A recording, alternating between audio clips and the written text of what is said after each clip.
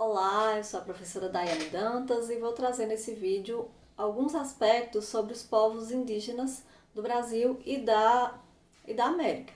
Então, primeiro, é importante que a gente entenda um pouco, né, do espaço que é ocupado,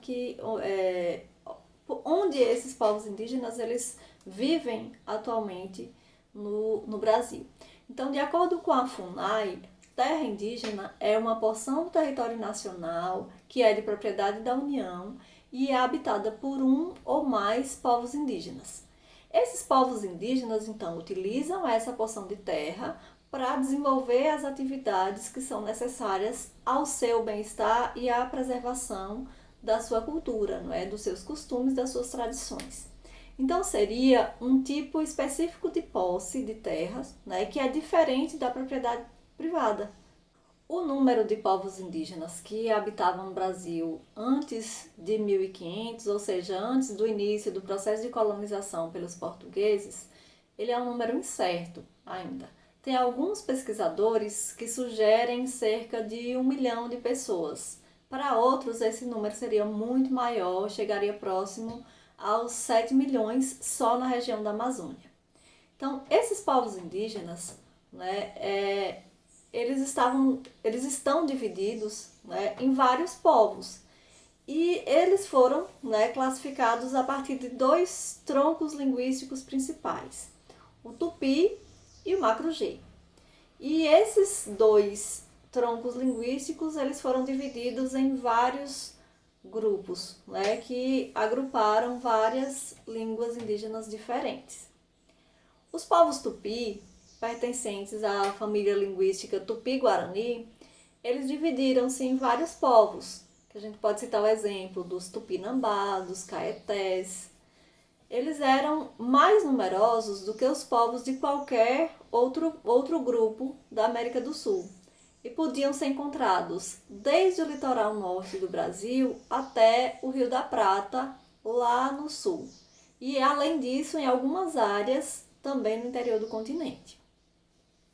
Foi com os povos tupi que os portugueses estabeleceram aqueles primeiros contatos, né? Então é importante, nesse momento, pensar um pouquinho, né? Como é que esses índios viviam, como era a sua organização social, econômica, religiosa, como eram as suas guerras. Então, todas essas questões elas são fundamentais para a gente entender um pouco, né, de como esses povos indígenas eles viviam, de como eram os seus costumes e os seus hábitos. Entre os costumes dos povos indígenas, tinha um que se destacava, né, e que acabou atemorizando muito os colonizadores europeus, que era o ritual antropofágico. Né? Esse ritual antropofágico ele era praticado entre muitos povos tupi, a exemplo dos tamoio e dos tupinambá. Então, esse ritual ele era composto de várias etapas.